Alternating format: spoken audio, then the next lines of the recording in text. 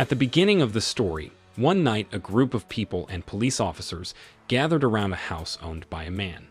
It was suspected that this man was a murderer, so the police raided the house and arrested the man. The man's son, who witnessed the incident, was very sad and cried seeing his father accused of being a murderer. The scene then moves to a police officer named Choi Chan-sik. He was a police superior who had just received an award from the chief of police. Even the police chief is very proud of his achievements and intends to promote him to a position. Choi's achievement was truly remarkable. Even some of his subordinates also congratulated Choi when he arrived at the office. Not long after, a detective named Oh reported the progress of the case they were working on. After that, he was asked to distribute some vouchers to his other colleagues as a celebration of Choi's appreciation. Here, Choi called in a policeman named Sha Dong-jae. Dong-jae was his subordinate, and he was called in to be evaluated about his declining performance. Choi advised Dong-jae not to involve too much personal feelings in every case investigation. So, according to Choi, that kind of attitude will actually hinder his career progress. That night they celebrated Choi's success, and here Choi's men gave him a gift, a tie clip, so that he could use it if he was promoted to a higher position in the police. They all had a good time celebrating until the party was over. Choi was then escorted by his men to a taxi, as his boss suddenly wanted to see him. The taxi was running until Choi was able to fall asleep for a moment. But on the way, Choi suddenly woke up and felt something was wrong, because it turns out that the taxi driver took the wrong route. Realizing this, Choi asked the driver to stop the car. However, the driver accelerated the speed of the vehicle. Finally, the car stopped in a very quiet place, and it turned out that the driver had a grudge against the case that Choi had handled. Therefore, the driver wanted to kill him as revenge.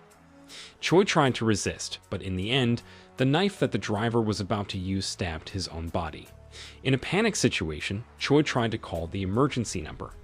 But suddenly Choi's boss called and told him that he had been promoted.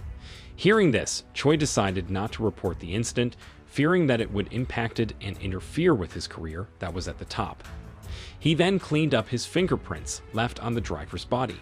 He also cleaned up the duct tape and knife. Choi also erased the footage from the CCTV in the car. After that, he reluctantly left the scene and the body of the driver at that location. To be honest, he regretted his decision, but he did it to protect his career. The next day, there was an uproar when a dead body was found hanging from a building. Dong-jae, who knew about the discovery, immediately reported it to Choi. Choi and Detective Oh went straight to the scene of the crime. Then he examined the body that was found. Here, Choi felt tense when he saw the forensic experts start looking for the perpetrator's fingerprints.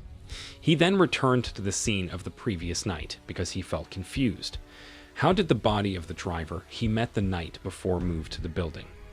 Meanwhile, Detective O asks Dong-jae to check the taxi driven by the victim for clues. In the car, Dong-jae finds a tie clip that he recognizes as Choi's owned. Dong-jae chose to hide it rather than report it to O. Next, they checked the trunk of the car and found a knife covered in blood. The taxi was then examined in more detail by the forensics team. From afar, Choi kept watching and hoped that his fingerprints would not be found. Soon, news of the discovery of the corpse spread quickly. The chief of police was embarrassed by the incident, especially since the location of the body was right in front of the police station. He ordered all the investigation teams to solve the case and catch the culprit immediately.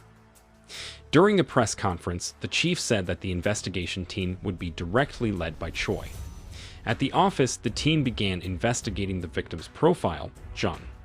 The detectives recognized that the perpetrator was very clever, as he could remove all fingerprints and play along with the media. They started checking CCTV footage in the area where the taxi was operating. Eventually, all the CCTVs in the city were checked one by one. Meanwhile, Choi watched with a sense of dread.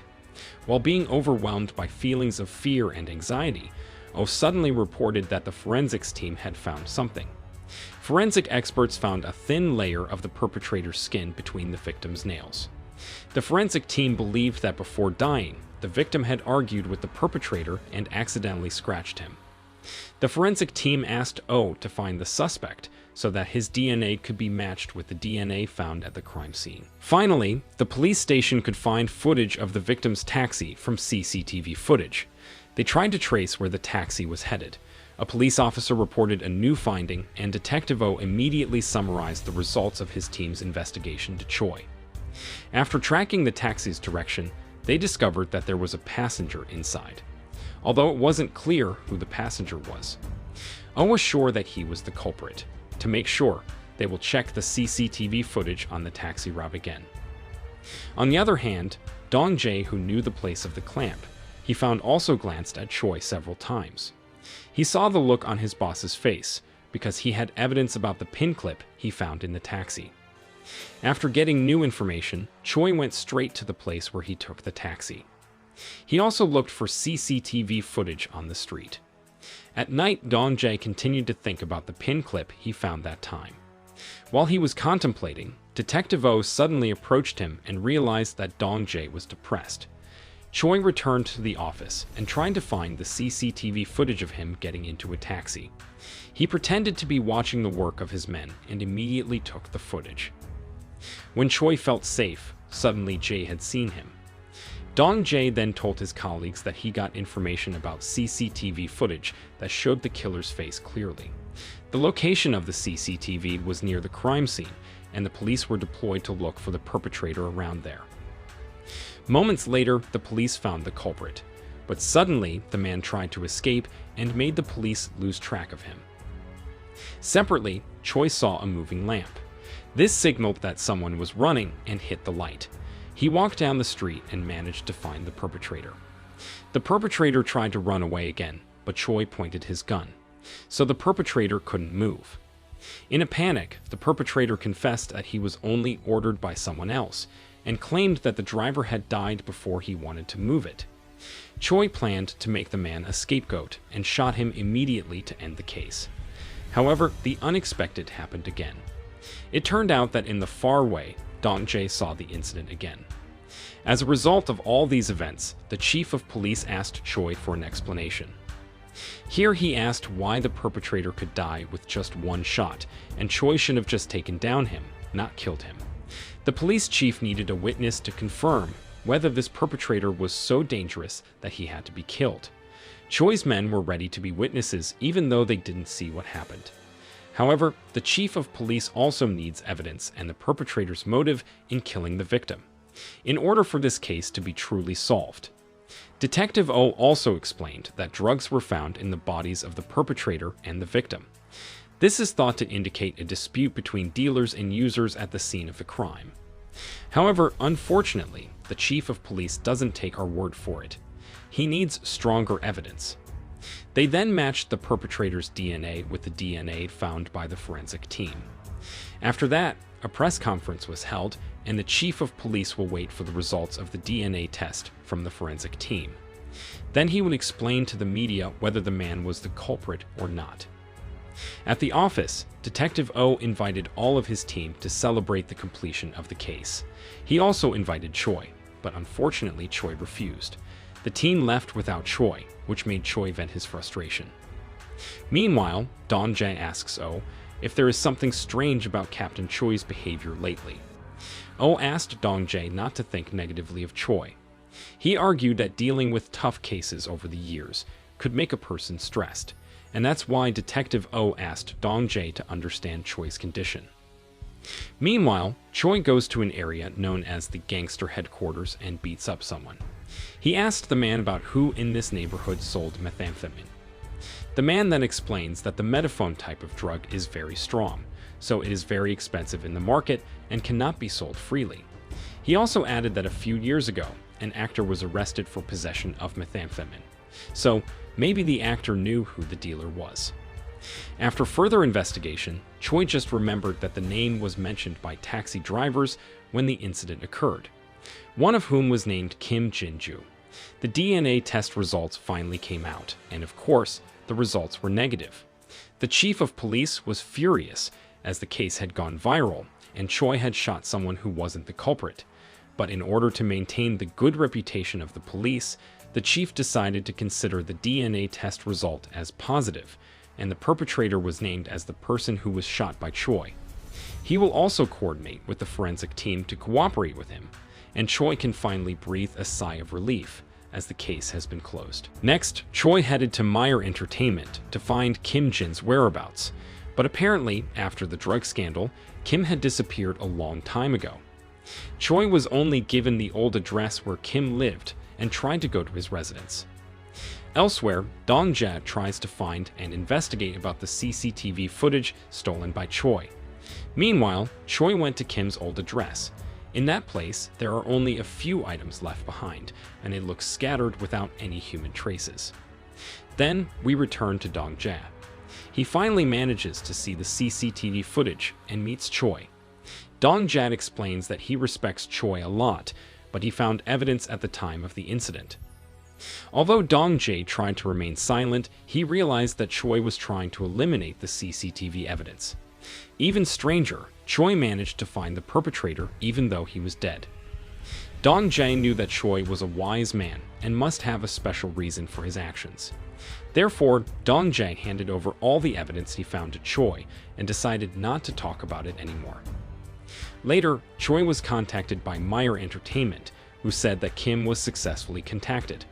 The info said that Kim was now opening a bar in the Sangam area. Choi quickly headed to the bar, but the place seemed deserted and unoccupied. There, he tried to look for clues and found a calendar showing several locations. Choi immediately contacted Detective O and asked him to check what happened at the places and dates he would mention later. It turned out that in all three places there were murder cases, in which the victims were all police officers, and the case was still under investigation. After O mentioned the names of the police officers, Choi immediately remembered that they were his old teammates. They faced a big case about the murder of 12 people using poison, and the case went viral. The chief ordered all of his team to solve the case, but unfortunately, it was always a dead end. The chief of police's anger was mounting to solve this case. He realized that they decided to fake the perpetrator with the man who was arrested at the beginning of the scene, while a little boy who cried for his father, who was now being sought by Choi, mainly Kim Jin. The story continues, where Kim suddenly turns himself into the police station and claims to be the one who hung the victim. With a glare at Choi, Kim shows a cynical look. Here, Choi remains in confusion about what the real motive is for Kim's confession as a murderer. As the interrogation process continues, Kim asks for all speakers and recording devices to be turned off. Kim then confessed that he was the one who killed the 3 policemen as revenge for his father's death. But the one who actually killed the taxi driver was Choi, and here too, Kim had been recorded. At first, Kim was very upset that Choi's murder plan failed. But after seeing Choi suffering with his despair, Kim began to enjoy this situation. Kim then made a threat. If Choi didn't want the footage to get out, he would have to kill his next target, the police chief. Kim ordered Choi to accept his order or bear all the crimes himself. Choi also reported that what Kim said was just nonsense. The interrogation then continued with Inspector Kang, who was also appointed as Choi's replacement in this investigation. Inspector Kang makes the decision to release Kim due to insufficient evidence. Meanwhile, Choi tries to meet the chief of police, but it turned out that he had left the office earlier. Choi then rushes to the interrogation room. He was confused because Kim wasn't there. Detective O said that Kim had been released due to lack of evidence. Hearing that, Choi immediately panicked and asked all his team members to look for Kim's whereabouts. Dong-ja and a colleague searched for Kim locations. Choi then contacted Kim. Kim was confused why Choi hadn't killed the police chief yet. If Choi doesn't follow his orders, Kim will kill the police chief himself. At that time, the police chief was being watched by Kim from afar.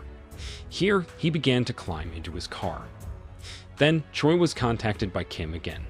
Kim told Choi to watch when the police chief would be killed. Choi immediately ran to warn the police chief to get out of the car, and suddenly the car exploded. After that incident, Kim gave Choi a new task, which was to find and kill the real perpetrator of Kim's father's murder case. Elsewhere, Dong-jae is watching Kim and trying to follow in his footsteps. After the incident, the footage of the taxi driver's murder spread on the internet. Detective O didn't believe it right away.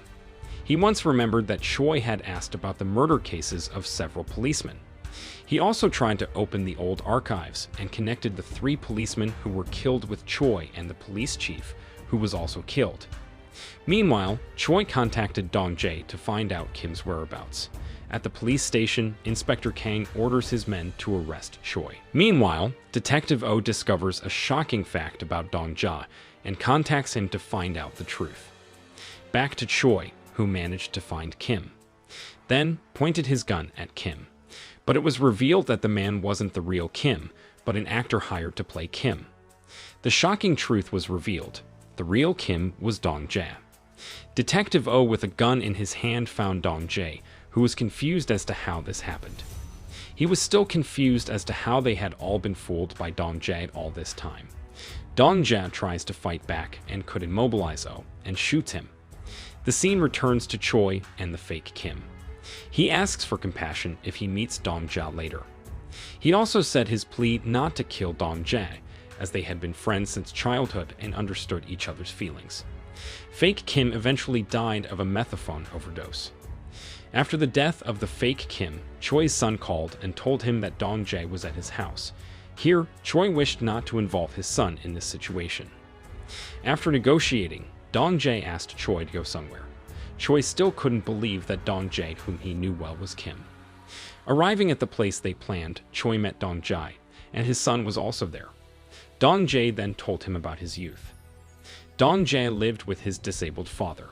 He was alone with his father and tried so hard to fulfill their lives that he was willing to work anything. Dong Jae's father worked as a waiter at a bar, and one day he didn't come home, which worried him. While looking for his father, he found his father being beaten up by drunk people, but no one cared, which made him very angry. An angry Dong Jae mixed their drinks with poison and resulted in 12 people dead. This act framed his father as the murderer and earned him a hanging sentence. Soon after, the police arrive and surround the place. The police considered Choi as the perpetrator according to the plan that Dong Jae had devised. But now Dong Jae asked Choi to shoot him because his way of life was no longer there. Choi refused and preferred to surrender himself. But unfortunately, Dong Jae instead took the gun and committed suicide. The scene ends like at the beginning of the movie, where at this time Choi's son cries while seeing his father who has been arrested by the police, and revenge is done and paid. After that, the movie ended.